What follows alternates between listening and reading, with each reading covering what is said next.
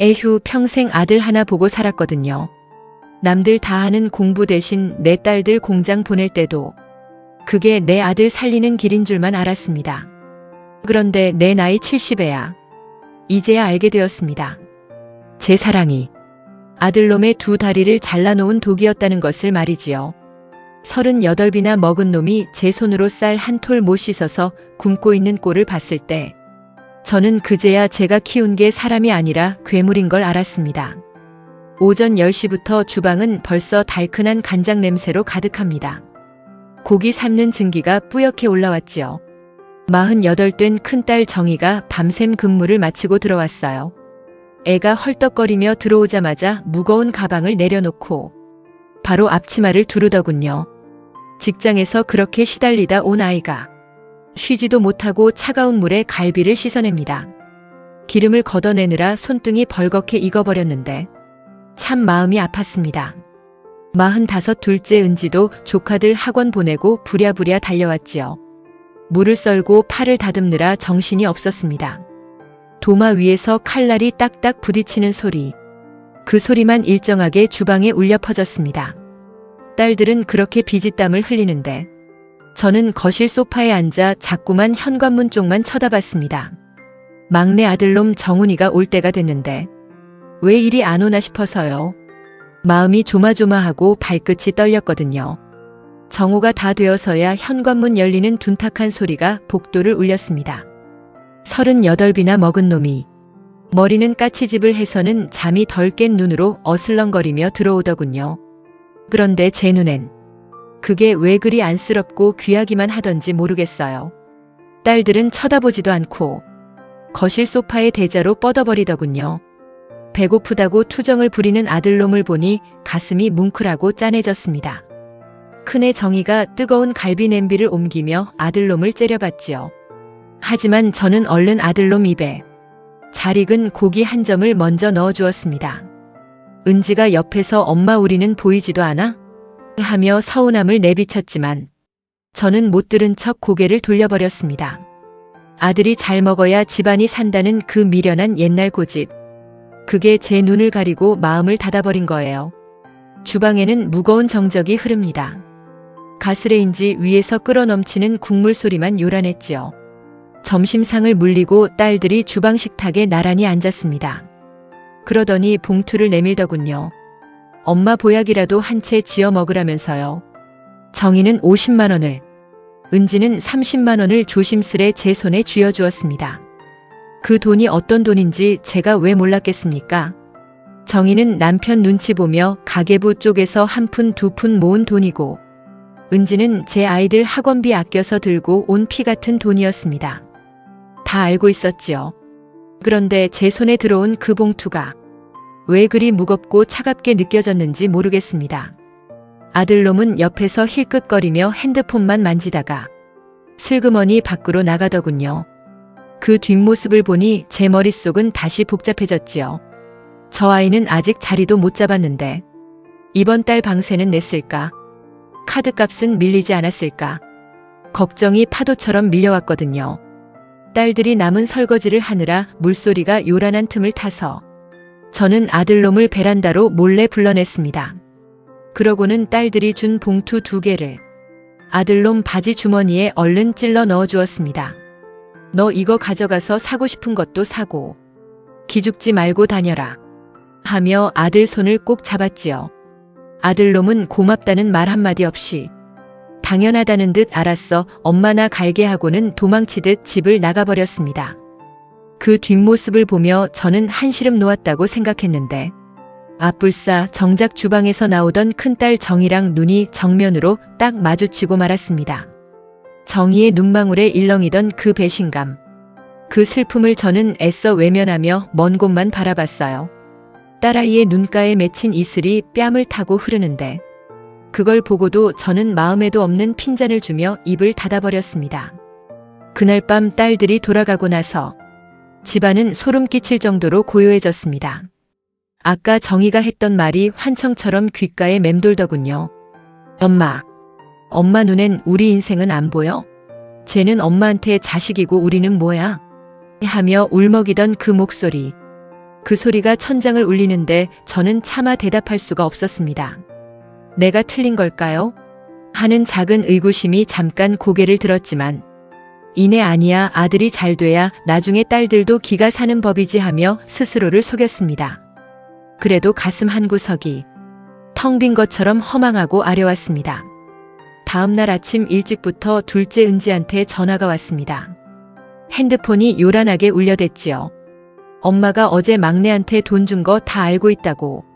언니랑 밤새 전화하며 한참을 울었다고 말이에요. 저는 미안하다는 말 대신 너는 형편이 낫지 않느냐며 또 한 번 비수를 꽂는 말을 해버렸습니다. 그저 시간이 약이겠거니 흐르면 다 잊히겠거니 하며 안일하게 생각했을 뿐이었지요.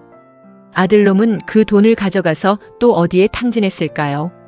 보약 해먹으라던 딸들의 진심이 아들의 술값이나 카드값으로 녹아내리고 있다는 걸 왜 진작 깨닫지 못했을까요?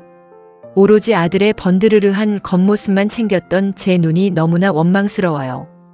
이 미련한 늙은이의 욕심이 가족이라는 소중한 울타리를 뿌리부터 무너뜨리고 있었던 거예요. 마음이 답답해져서 가슴을 펑펑 쳐보아도 이미 늦었다는 불길한 예감이 등줄기를 타고 서늘하게 흘렀습니다. 어쩌면 저는 아들을 사랑한 게 아니라 제 허영심과 자존심을 사랑했는지도 모릅니다. 아들이 떵떵거리며 살아야 내가 남들 앞에서 고개를 들 수 있다고 굳게 믿었으니까요. 그 한 통의 전화가 제 평온했던 노후를 송두리째 무너뜨릴 줄은 꿈에도 몰랐습니다. 평소처럼 낡은 소파에 앉아 텔레비전이나 보고 있던 어느 오후였지요. 갑자기 가슴이 조여오고 숨이 턱 막히는데 손가락 하나 까딱할 수가 없었습니다. 정신을 잃기 직전 간신히 큰딸 정희에게 전화를 걸었던 것이 제가 기억하는 마지막 모습이었어요. 병원 응급실의 차가운 천장 불빛 아래서 다시 눈을 떴을 때 제 곁에는 사색이 된 두 딸이 서 있었습니다. 가슴이 먹먹해지며 차가운 병원 냄새가 코끝을 아리게 파고들었습니다. 정신이 좀 들자마자 제일 먼저 걱정된 건 병원비였습니다. 저 하나 살겠다고 자식들 주머니 털게 하는 게 죽기보다 싫었거든요. 그래도 다행이다 싶었던 건 딸들이 10년 전부터 제 앞으로 꼬박꼬박 부어준 암보험과 의료보험이 있다는 사실이었습니다. 정희야, 은지야, 너무 걱정 마라. 엄마 보험 들어놓은 거 있으니까. 그걸로 하면 된다고 떨리는 목소리로 딸들을 안심시켰지요. 그런데 제 말을 들은 두 딸의 표정이 순식간에 굳어지더니 서로의 얼굴만 멍하니 바라보는 것이 아니겠습니까? 병실 안에는 알 수 없는 불안감이 안개처럼 자욱하게 피어올랐습니다.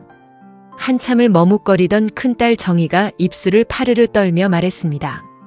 엄마, 그 보험 1년 전에 해지됐대요. 막내 정훈이가 엄마 인감도장 몰래 가져가서 해약 환급금까지 다 찾아갔다는데. 정말 몰랐어요? 그 한마디가 제 머리를 망치로 때리는 것 같았습니다. 제가 지난번에 아들놈 카드값 급하다길래 도장을 빌려준 적이 있는데 그게 제 목줄을 끊는 일이 될 줄은 상상도 못했거든요. 심장이 덜컥 내려앉으며 병실 바닥이 뱅글뱅글 도는 것만 같았습니다. 아들놈의 얼굴이 스쳐 지나가며 눈앞이 캄캄해지고 숨이 다시 가빠져 왔습니다. 그 돈이 어떤 돈입니까?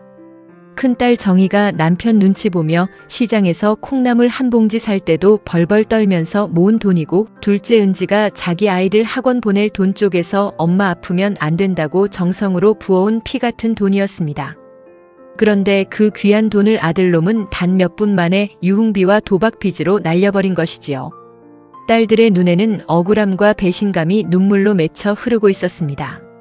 저는 미안하다는 말도 나오지 않아 그저 마른 입술만 축이며 딸들의 시선을 피할 수밖에 없었지요. 병실 벽면을 타고 흐르는 시계 소리가 마치 저를 꾸짖는 채찍 소리처럼 들려왔습니다. 더 비참한 건 그 다음이었습니다.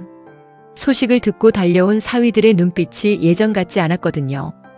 큰 사위는 병실 밖 복도에서 정의를 몰아세우며 낮은 목소리로 호통을 치고 있었습니다.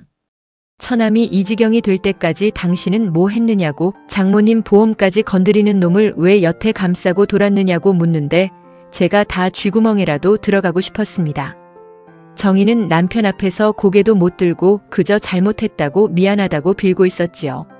환갑을 바라보는 내 귀한 딸이 제 동생 잘못 때문에 남편 앞에서 죄인처럼 구는 꼴을 보며 제 가슴은 갈기갈기 찢겨나갔습니다. 둘째 사위 역시 은지에게 싸늘한 한마디를 내뱉고는 병실을 나가버렸습니다. 우리 집 형편도 안 좋은데 처남 뒷바라지의 장모님, 병원비까지 우리가 다 감당해야 하느냐는 그 말에 은지는 병실 구석에서 입을 틀어막고 소리 죽여 울었지요. 제 아들놈이 저지른 죄가 내 딸들의 가정까지 뒤흔들고 있었던 겁니다. 사위들 보기 부끄러워 고개를 들 수도 없었고 딸들에게 미안해서 눈을 감을 수도 없었습니다. 창밖으로는 차가운 밤비가 내리기 시작했고 병실 안은 얼음장 같은 정적이 감돌았습니다. 그 와중에 막내 정훈이 놈은 연락조차 되지 않았습니다. 누나들이 수십 통의 전화를 걸고 문자를 남겨도 묵묵부답이더니 한참 뒤에야 병원 복도에 어슬렁거리며 나타나더군요. 미안하다는 말은커녕 내가 좀 급해서 썼는데 누나들이 돈 좀 보태주면 안 되느냐고 오히려 큰 소리를 치는 아들놈을 보며 저는 절망했습니다. 38이나 먹은 덩치 큰 사내놈이 제 엄마가 죽어가는 마당에도 돈 타령만 하고 있으니 이게 제가 키운 자식이 맞나 싶었지요. 정의가 참다 못해 아들놈의 뺨을 때리며 울부짖었지만 아들놈은 누나들이 잘 사니까 그러는 거 아니냐며 적반하장으로 대들었습니다. 그 광경을 보며 저는 비로소 깨달았습니다. 제가 아들을 사랑한 게 아니라 아들의 영혼을 갉아먹고 있었다는 것을 말이지요. 남들 다 하는 보험 하나 제 손으로 유지 못하고 누나들 등에 빨대를 꽂아 사는 기생충으로 만든 게 바로 저 자신이었다는 사실이 뼈아프게 다가왔습니다. 제 딸들은 남편에게 멸시당하고 시댁 식구들 보기 부끄러워 고개를 못 드는데 아들놈은 죄책감조차 느끼지 못하고 있었거든요. 가슴 한복판이 시커멓게 타들어가며 피눈물이 쏟아졌습니다. 진심으로 죽고 싶다는 생각이 머릿속을 스쳐 지나갔지만 딸들의 울음소리 때문에 차마 그럴 수도 없었지요. 사흘 뒤 병원비를 정산할 때 딸들은 결국 자신들의 적금을 깨고 비상금을 털어야 했습니다. 남편들 몰래 숨겨둔 쌈짓돈까지 꺼내놓으며 서로의 손을 잡고 우는 딸들을 보며 저는 제 존재 자체가 짐처럼 느껴졌습니다. 엄마 미안해하지 마, 우리가 어떻게든 해볼게 하며 웃어 보이는 딸들의 얼굴이 가시처럼 제 심장에 박혔지요. 정작 사고를 친 아들놈은 누나들이 해결해 줄 줄 알았다며 어느새 자취를 감춘 뒤였습니다. 사랑이라는 이름으로 행했던 제 모든 편애가 가족이라는 단단한 밧줄을 썩게 만들고 있었던 것입니다. 이제야 병실 창문에 비친 제 늙고 초라한 얼굴이 보입니다. 자식 농사 잘 지었다고 동네방네 자랑하던 제 입술이 부끄러워 차마 열리지가 않네요. 보험금 몇 천만 원보다 더 소중한 딸들의 자존심과 행복을 제가 제 손으로 짓밟아버린 셈입니다. 병실 천장에서 떨어지는 약물 소리가 제 심장 박동처럼 느리게 울려 퍼지고 있었습니다. 그날의 수치심과 미안함은 냄새처럼 제 옷깃에 배어 지워지지가 않습니다. 그 비참했던 기억이 아직도 가슴에 남아서 숨을 쉴 때마다 저를 아프게 찌르네요. 고요한 병실 안에는 오로지 저의 깊은 참회만이 공기 중에 맴돌고 있었습니다. 제 사랑이 아들의 두 다리를 잘라놓은 독이었다는 사실을 그 지저분한 방 안에서야 비로소 깨달았습니다. 딸들의 서슬퍼런 반대에 부딪혀 아들놈에게 보내던 생활비를 딱 끊어버린 지 일주일째 되던 날이었지요. 밥은 챙겨 먹는지 잠은 잘 자는지 걱정이 돼서 견딜 수가 있어야 말이지요. 결국 저는 딸들 몰래 아들놈이 사는 원룸을 찾아가 현관문을 열었습니다. 문을 열자마자 코끝을 찌르는 큼큼하고 시큼한 냄새에 저도 모르게 뒷걸음질을 치고 말았습니다. 방 안에는 정적이 가득했고 빛바랜 햇살만이 먼지 사이로 힘없이 떨어지고 있었어요. 방 안 풍경은 그야말로 목불인견이었습니다. 싱크대에는 일주일은 좋게 넘었을 법한 그릇들이 곰팡이를 뒤집어 쓴 채 산더미처럼 쌓여 있었고 바닥에는 먹다 남은 배달음식 용기들이 굴러다니고 있었지요. 38이나 먹은 덩치 큰 사내놈이 그 좁은 방구석에서 무엇을 하고 지냈는지 짐작이 가니 가슴이 덜컥 내려앉았습니다. 침대 위에는 씻지도 않은 옷가지들이 엉망으로 널브러져 있었고 아들놈은 초점 없는 눈으로 천장만 바라보며 누워 있었습니다. 제 가슴이 미어지는 것 같아 한참 동안 아무 말도 할 수가 없었답니다. 제가 들어온 줄도 모르고 누워있던 아들놈이 저를 보더니 대뜸 화부터 내는 것이 아니겠습니까? 엄마 왜 이제 왔어? 나 지금 며칠째 굶었는 줄 알아 하며 소리를 지르는데 그 목소리가 왜 그리도 날카롭게 가슴을 찌르는지 모르겠어요. 수건이 없어서 며칠째 씻지도 못했다며 냄새나는 옷을 잡아당기는 아들을 보며 저는 정신이 번뜩 들었습니다. 세탁기 돌리는 법조차 몰라서 젖은 수건을 방구석에 던져두어 썩은 냄새가 진동을 하는데도 그놈은 그저 제 탓만 하고 있었지요. 사방은 고요한데 아들의 짜증 섞인 목소리만 방 안을 가득 채우고 있었습니다. 기가 막혀서 주방으로 가 밥통을 열어보았더니 딱딱하게 굳어버린 밥알들이 화석처럼 굳어 있었습니다. 쌀통에는 쌀이 가득한데도 아들놈은 밥물을 맞출 줄 몰라 생라면을 부셔 먹으며 버텼다고 하더군요. 쌀을 씻어본 적도 없고 불 조절이 뭔지도 모르는 마흔을 바라보는 아들놈의 무능함이 제 눈앞에 적나라하게 펼쳐졌습니다. 제가 평생 쌀을 씻어 밥을 안 치고 아침마다 새 수건을 머리맡에 놓아주던 그 친절함이 아들을 바보로 만들고 있었던 것이지요. 손끝이 파르르 떨리며 눈앞이 흐릿해지는 것을 간신히 참아내야 했습니다. 아들은 제가 쌀을 씻으려 하자 옆에 와서 또 돈 타령을 시작했습니다. 누나들이 카드 정지시켜서 편의점도 못 가는데 엄마가 돈 좀 주고 가라고 떼를 쓰는데 그 모습이 꼭 67살 어린애 같아 보였습니다. 덩치는 산만한 사내가 자기 앞가림 하나 못하면서 엄마 주머니 털 생각만 하고 있으니 이게 제 업보가 아니고 무엇이겠습니까? 제가 아들을 사랑한다는 핑계로 이 아이의 성장을 멈춰 세우고 영원히 제 품 안에서만 살게 하려 했던 과한 욕심이 독이 되어 돌아온 것이지요. 가슴 한복판이 시커멓게 타들어가는 것만 같아 숨을 크게 몰아쉬었습니다. 그날 오후 내내 아들놈 방을 치우고 빨래를 돌리면서 저는 몇 번이나 주저앉아 울었습니다. 수건 위치 하나 제 손으로 찾아본 적 없는 아이를 두고 저는 장차 어떤 마음으로 눈을 감을 수 있을까 싶었거든요. 제가 대신 다 해주는 것이 부모의 도리인 줄 알았고 그것이 아들을 귀하게 키우는 법이라 믿었습니다. 하지만 그건 사랑이 아니라 아들을 향한 지독한 학대였다는 사실을 이제야 깨달았습니다. 세탁기가 돌아가는 소리가 꼭 저를 꾸짖는 소리처럼 들려와서 귀를 막고 싶었습니다. 차가운 수돗물에 손이 시려왔지만 제 마음의 시림에 비하면 아무것도 아니었지요. 정작 집안에 큰일이 생겼을 때도 이놈은 이렇게 멍청하게 서 있을 것이라는 생각이 드니 온몸에 소름이 돋았습니다. 아버지가 돌아가셨을 때도 누나들이 다 알아서 해주니 상주 노릇도 제대로 못했던 아이였습니다. 엄마인 제가 병원에 실려갔을 때도 보호자 서명조차 못해서 발을 동동 구르던 그 무능함이 다 제 손끝에서 만들어진 것이었지요. 아들이 무능한 게 아니라 제가 아들을 무능하게 만든 공범이었다는 사실이 뼈저리게 다가왔습니다. 가슴속에서 응어리진 무언가가 울컥하고 올라왔지만 저는 묵묵히 걸레질을 이어갈 뿐이었습니다. 저녁 무렵 밥을 차려주고 돌아서려는데 아들놈이 제 옷소매를 붙잡고 가지 말라고 울먹였습니다.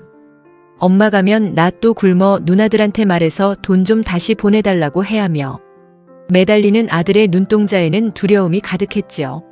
세상 밖으로 한 걸음도 나가지 못하는 겁쟁이로 키워놓은 제 자신이 너무나 원망스러워 아들의 손을 차갑게 뿌리쳤습니다. 이제는 제가 악역이 되어야만 아들이 살 수 있다는 것을 비로소 알게 되었거든요.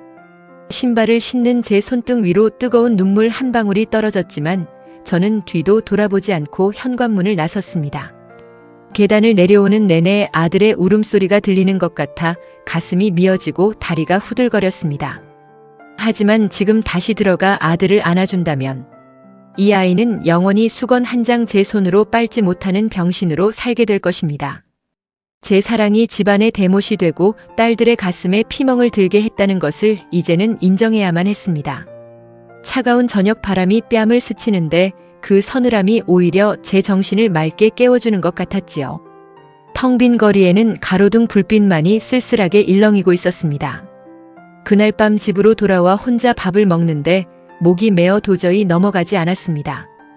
아들의 그 쿰쿰한 방 냄새와 밥물을 못 맞춰 쩔쩔매던 그 비참한 표정이 눈앞에 자꾸만 어른거렸거든요.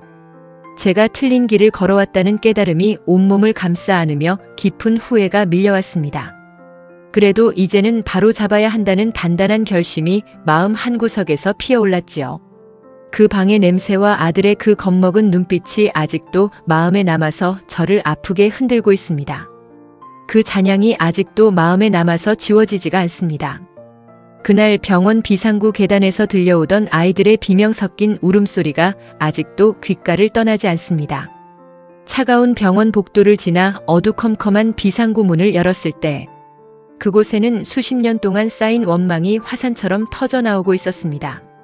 무거운 철문이 닫히는 소리가 마치 세상과 저희 가족을 영영 단절시키는 단두대 소리처럼 들려와 가슴이 덜컥 내려앉았습니다.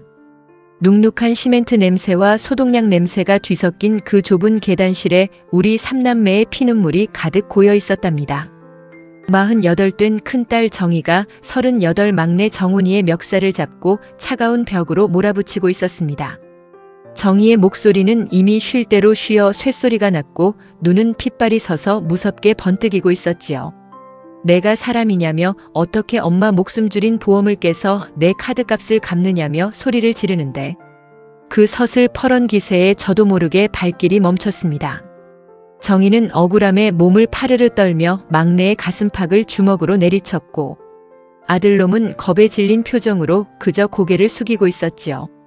잠시 무거운 침묵이 흐르고 아이들의 거친 숨소리만 좁은 계단실을 가득 채웠습니다.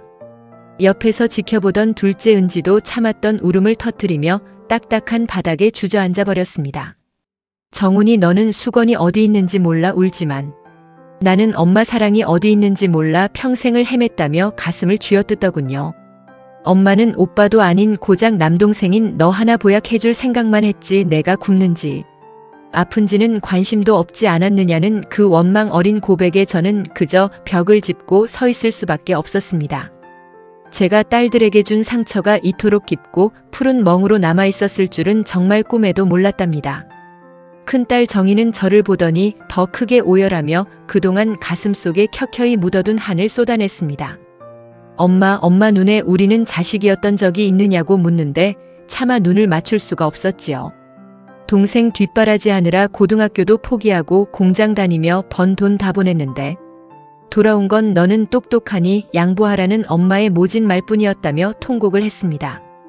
비상구 계단 타일 위로 딸아이의 눈물이 뚝뚝 떨어지는데 그 소리가 제 뺨을 때리는 것 같아 고개를 들 수 없었지요. 가장 충격적이었던 건 그저 비겁하게만 보이던 막내 정훈이의 반응이었습니다. 누나들의 서슬퍼런 공격에 입을 꾹 닫고 있던 놈이 갑자기 제 머리를 쥐어뜯으며 비명을 지르기 시작했거든요. 나라고 이러고 싶은 줄 아느냐며 나도 내가 무섭고 끔찍하다고 악을 쓰는데 그 목소리에 담긴 공포가 제 폐부를 찔렀습니다.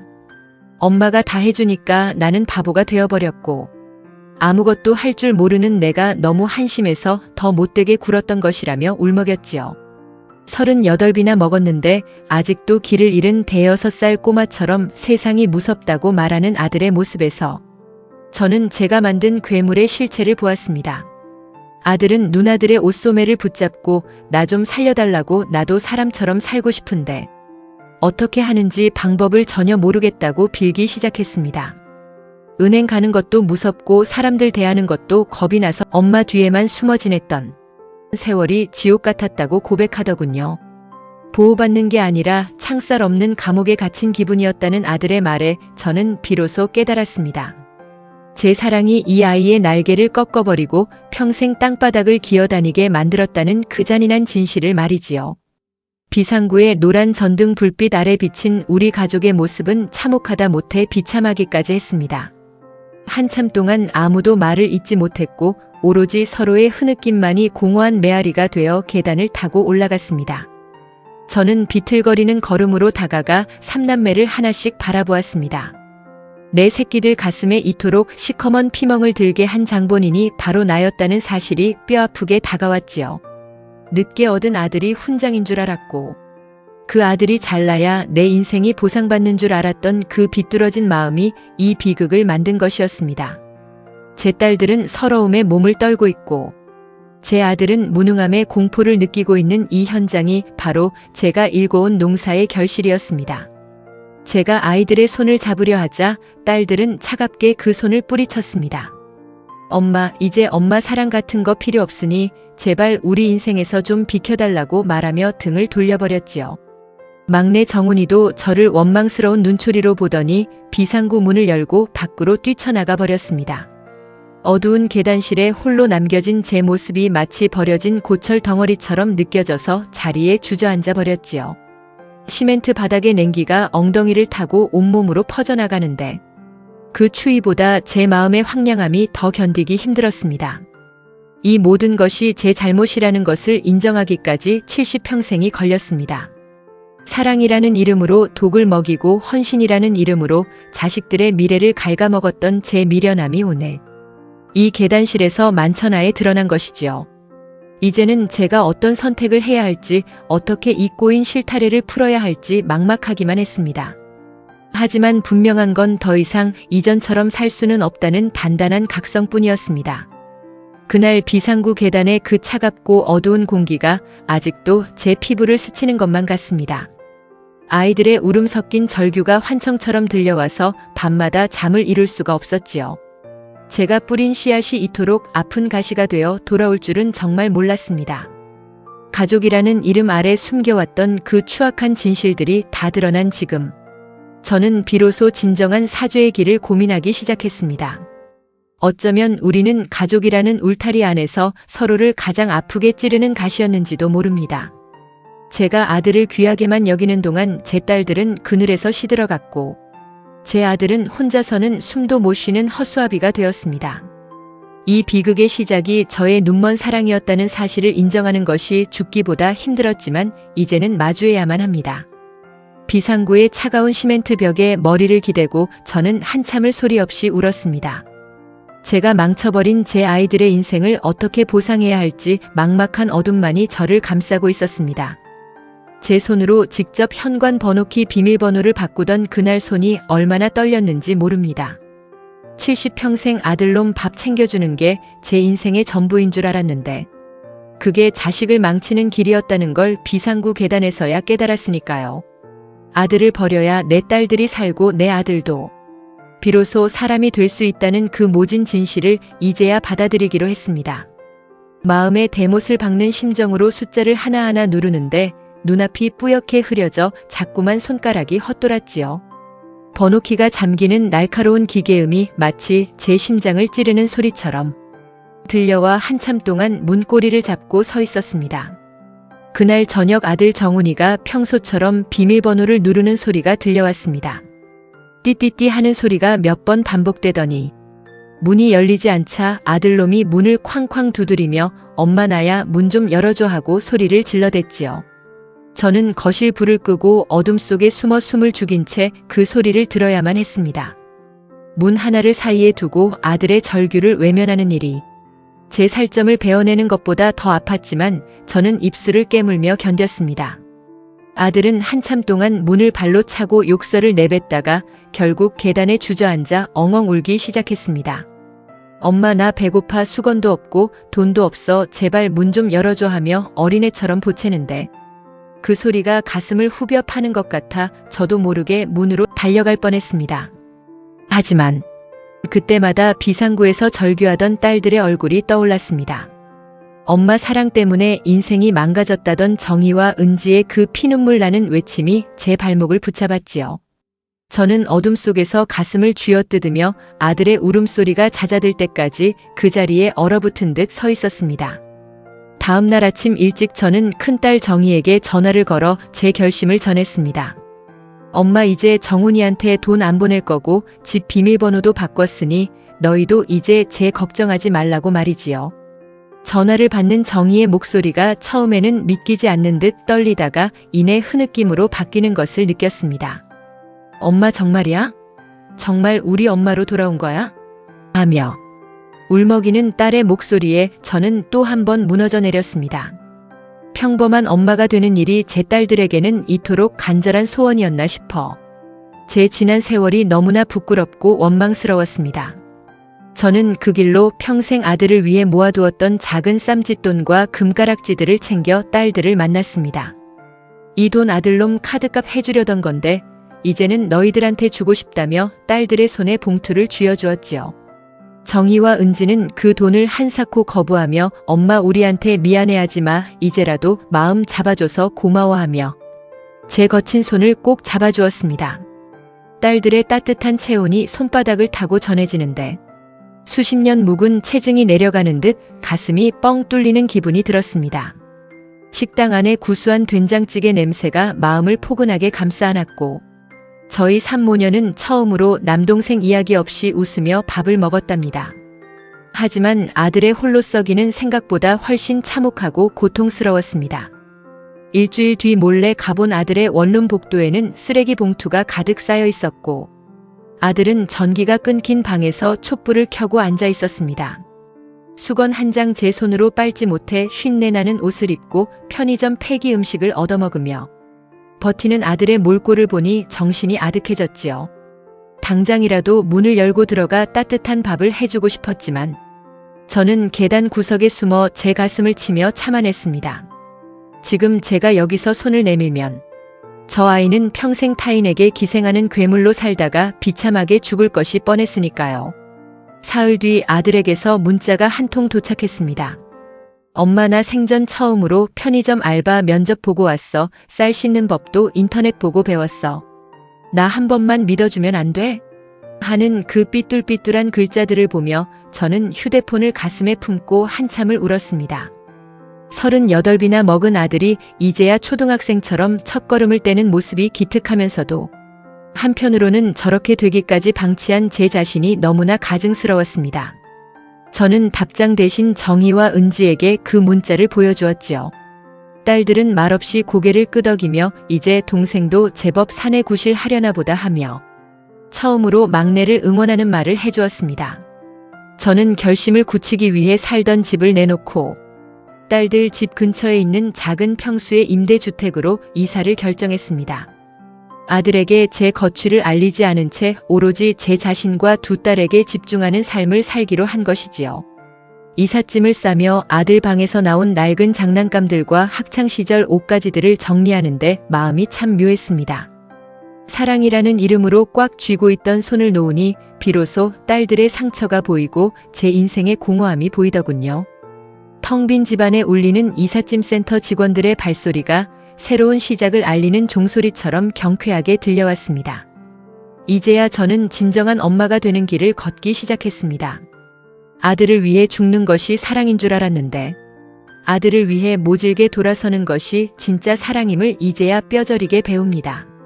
제 딸들은 이제 남편 눈치 보지 않고 당당하게 친정 엄마를 보러 오고 조카들도 삼촌의 변화를 조금씩 받아들이기 시작했습니다. 가족이라는 울타리를 다시 세우는 일은 낡은 집을 수리하는 것보다 훨씬 힘들고 고단한 일이었지요. 하지만 무너진 기둥을 세우고 구멍난 지붕을 메우는 그 과정 속에서 저는 생전 처음 느껴보는 평온함을 맛보고 있었습니다. 그날 현관 비밀번호를 바꾸던 제 손가락의 떨림을 저는 평생 잊지 못할 것입니다. 그것은 사랑을 끊어내는 떨림이 아니라 새로운 사랑을 시작하는 떨림이었다는 것을 이제는 알기 때문이지요. 제가 놓아준 아들의 손이 이제는 제 힘으로 쌀을 씻고 수건을 개는 단단한 손이 되기를 간절히 기도합니다. 그날의 서늘했던 새벽 공기가 아직도 제 뺨을 스치는 것 같지만 이제는 그 추위가 두렵지 않습니다. 제 마음속에 딸들의 미소라는 따뜻한 햇살이 비치기 시작했으니까요. 그 온기가 아직도 마음에 남아서 저를 살아가게 하는 힘이 됩니다. 아들을 매몰차게 내쫓았던 그날의 차가운 새벽바람이 무색하게도 오늘 우리 집 마당에는 따스한 봄 햇살이 가득 내리쬐고 있습니다. 그토록 멀게만 느껴졌던 평범한 행복이 우리 가족에게 다시 찾아올 줄은 정말 꿈에도 몰랐던 일이지요. 가슴 한구석에 단단하게 맺혀있던 응어리가 조금씩 녹아내리는 기분이 들어 저는 아침부터 자꾸만 창밖을 내다보게 되었습니다. 부엌에서는 구수한 된장찌개 냄새가 온 집안을 포근하게 감싸 안으며 오늘 있을 가족들의 재회를 축복해주는 것만 같았습니다. 가슴 밑바닥에서부터 몽글몽글한 감정이 올라와 자꾸만 콧날이 시큰해졌습니다. 어느덧 아들을 홀로 썩이 시킨 지 1년이라는 시간이 훌쩍 흘러갔습니다. 오늘은 이사를 하고 나서 처음으로 3남매를 모두 집으로 부른 날이었지요. 약속 시각이 다가오자 제 심장은 마치 어린 시절 소풍을 기다리는 아이처럼 두근거리기 시작했습니다. 가장 먼저 도착한 큰딸 정희와 둘째 은지는 예전처럼 지친 기색이 아니라 한결 여유롭고 밝은 표정으로 들어왔습니다. 엄마 집이 너무 아담하고 예쁘다며 제 손을 꼭 잡아주는 딸들의 얼굴에는 더 이상 남동생에 대한 원망이나 삶의 고단함이 보이지 않았습니다. 주방에서는 딸들이 가져온 과일 향기가 상큼하게 퍼져나갔고 평화로운 웃음소리가 거실을 가득 채웠지요. 잠시 뒤 조심스럽게 현관문을 두드리는 소리가 들려왔습니다. 문을 열자 그곳에는 예전에 번드르르 하던 모습은 간데없고 볕에 그을린 검은 얼굴과 단단해진 어깨를 가진 막내 정훈이가 서 있었습니다. 아들놈은 쭈뼛거리며 들어와 누나들과 제 눈을 제대로 맞추지 못하더니 이내 등 뒤에 숨겨온 작은 봉투를 식탁 위에 올려놓았습니다. 엄마, 이건 제가 이번 달 야근에서 번 보너스인데 누나들한테 미안해서 보험금 갚으려고 조금씩 모은 거예요 하며 고개를 숙였습니다. 그 꼬깃꼬깃한 봉투 위로 아들의 거칠어진 손마디가 보였고 저는 그만 참았던 눈물을 터뜨리고 말았습니다. 아들은 예전처럼 소파에 눕지 않고 누나들 옆에 앉아 서툴게나마 수저를 놓기 시작했습니다. 식사하는 내내 아들은 자기가 건설 현장에서 쌀 씻는 법을 몰라 고생했던 이야기와 처음으로 제 손으로 세탁기를 돌려 빨래를 널었을 때의 뿌듯함을 조잘조잘 털어놓았지요. 그 이야기를 듣던 정희와 은지도 처음에는 어색해하다가 이내 막내의 머리를 쓰다듬으며 고생 많았다며 함께 웃어주었습니다. 38살 먹은 막내가 이제야 제 나이에 맞는 어른의 대화에 동참하고 있다는 사실이 믿기지 않아 저는 연신 국물만 떠먹으며 목이 메는 것을 참아야 했습니다. 식사를 마치고 아들이 주방으로 가더니 제가 말리기도 전에 고무장갑을 꼈습니다. 엄마, 이제 이런 건 내가 할 테니까 앉아 계세요 하며 서투른 손놀림으로 설거지를 시작하는데 그 뒷모습이 왜 그리도 듬직해 보이던지 모르겠어요. 딸들도 옆에서 거들어주며 동생에게 그릇 헹구는 법을 가르쳐주는데 그 모습이 마치 아주 먼 옛날로 돌아간 것 같은 착각마저 들게 했습니다. 가장 감동적이었던 건 설거지를 마친 아들이 거실 한 구석에서 빨래 바구니를 가져와 수건을 개기 시작했을 때였습니다. 예전에는 수건이 어디 있는지조차 몰라 화를 내던 아이가 이제는 각을 잡아 정성스럽게 수건을 접는 것을 보며 저는 비로소 마음을 놓을 수 있었습니다. 누나들도 그 모습을 보며 이제 우리 막내 장가보내도 되겠다며 농담을 던졌고 아들은 쑥스러운 듯 허허 웃어넘겼지요. 제가 아들을 품에서 놓아준 그 모진 결단이 결국 우리 아들에게 스스로 설 수 있는 다리를 선물해 주었다는 사실이 눈물겹게 고마웠습니다. 정의 남편과 은지 남편도 뒤늦게 합류하여 막내 처남과 술잔을 기울였습니다. 사위들은 이제 처남이 제 밥벌이를 한다니 대견하다며 어깨를 두드려 주었고 아들은 매형들에게 지난날의 실수를 진심으로 사과했습니다. 남편 보기 부끄러워 친정 나들이조차 마음 졸여야 했던 제 딸들의 어깨가 비로소 당당하게 펴지는 것을 보며 저는 비로소 제 자리를 찾은 것 같아 안도했습니다. 가족이라는 이름으로 서로에게 상처 주던 세월을 지나 이제는 서로의 짐을 나누어 드는 진짜 가족이 되어가고 있었던 것이지요. 저는 오늘 이 자리를 빌려 자식들을 키우는 수많은 부모님께 꼭 드리고 싶은 말씀이 있습니다. 자식을 진심으로 사랑한다면 그 아이의 손을 놓아줄 줄도 알아야 한다는 사실을 말이지요. 제가 아들을 사랑한다는 핑계로 다 해줬던 그 친절들이 사실은 아들의 영혼을 병들게 하고 딸들의 가슴에 비수를 꽂는 일이었다는 것을 70이 넘어서야 피눈물로 배웠습니다. 부모가 자식에게 줄 수 있는 가장 큰 유산은 재산도 보험도 아니라 스스로 삶을 개척해 나갈 수 있는 단단한 의지라는 것을 이제는 분명히 알 것 같습니다. 제 진심이 여러분의 마음에도 닿아 부디 저 같은 실수를 반복하지 않으시길 간절히 기도해 봅니다. 가족들이 돌아가고 난 뒤 혼자 남은 거실에서 아들이 정성스럽게 개어놓은 수건을 만져보았습니다. 뽀송뽀송하고 따뜻한 그 촉감이 마치 아들의 진심, 어린 사과처럼 느껴져서 저는 다시 한번 조용히 눈물을 훔쳤습니다. 텅 빈 집안에는 여전히 가족들이 남기고 간 온기와 웃음의 잔향이 가득 남아 저를 포근하게 감싸주었지요. 이제는 내일 아침이 오는 것이 두렵지 않고 다가올 노후가 더 이상 쓸쓸하지 않습니다. 사랑하는 법을 몰라 헤맸던 긴 세월을 지나 이제야 저는 진정한 엄마가 되었고 우리 아이들은 비로소 서로를 아끼는 형제가 되었습니다. 그날 아들이 접어놓은 수건 더미를 보며 느꼈던 그 뭉클한 감동은 제 평생의 가장 귀한 보물이 될 것 같습니다. 제가 놓아준 손이 더 큰 사랑이 되어 돌아온 이 기적 같은 변화가 아직도 꿈만 같아 자꾸만 미소 짓게 되네요. 비바람 몰아치던 우리 집안에도 드디어 고요한 평화가 찾아왔고 저는 비로소 깊은 잠에 들 수 있게 되었습니다. 그날의 따뜻했던 밥상 냄새와 아이들의 웃음소리가 아직도 마음에 남아서 저를 살아가게 하는 빛이 됩니다. 그 온기가 아직도 가슴에 남아서 절대로 사라지지 않을 것만 같네요. 여러분도 이제 자식을 믿고 그 손을 살며시 놓아보시는 건 어떨까요?